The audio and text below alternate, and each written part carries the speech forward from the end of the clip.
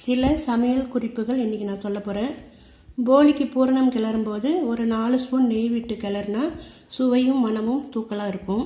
அடுத்தது அரிசி பருப்பு சேர்த்து கார அடை செய்யும்போது வெங்காயத்துக்கு பதிலாக வெங்காயத்தால், வெந்தயக்கீரை, முட்டைக்கோஸ் இதில் ஏதாவது ஒன்றை பொடியாக நறுக்கி சேர்த்தால் மிகவும் சுவையாக இருக்கும்.